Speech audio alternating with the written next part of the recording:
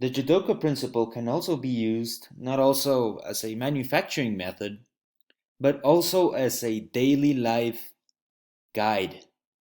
Since every day in our lives we discover an abnormality, and sometimes if we do not find the cause of that abnormality, it's gonna keep repeating itself again. And this is gonna make us waste time. And also, it can get us out of temper. And we may lose patience of trying to simply get to the root of the problem. But the Jidoka principle is simple. And by following a simple process, you can get rid of problems much more quicker. It discovers the abnormality. The Jidoka principle stops the process. It fixes the immediate problem and removes the roots of the cause. The Jidoka principle means efficiency. We all want our everyday lives to be as efficient as we probably want them to be. The main problem is that sometimes we can lose patience, sometimes we can get nervous, or even sometimes we may just give up.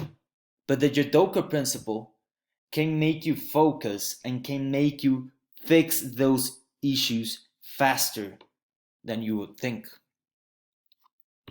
For example, in school. School may be complex for a lot of students.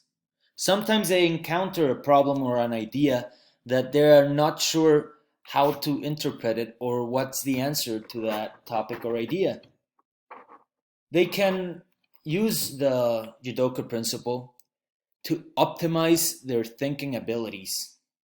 For example, you don't understand a math problem. You ask the first why. All right, what is why? What is the reason why I cannot understand this problem? Maybe I don't know what some of the values mean. Maybe it's I confused a plus sign or a negative sign. Then you go to the second why. Okay, how does the things that I just identified in my first why affect the whole process? You can go to the third why. You why is why is this problem meant to be like this? What does it mean? You go to your fourth why. Ah, this process means that the value of x represents the whole equation. You go to the fifth why. Well, how can I solve this equation by representing it with x?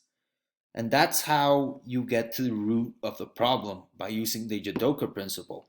You learn stuff faster. You can solve problems more efficiently and have a better school life. As I said, the Jidoka principle can be used as in your life to solve any problem basically. Since not also in school, like the example I just gave, but in life generally, like you don't know why are you feeling some way or you don't know what it's bothering you. By using the Jidoka principle, you can identify the cause and stop this from getting into your mind again.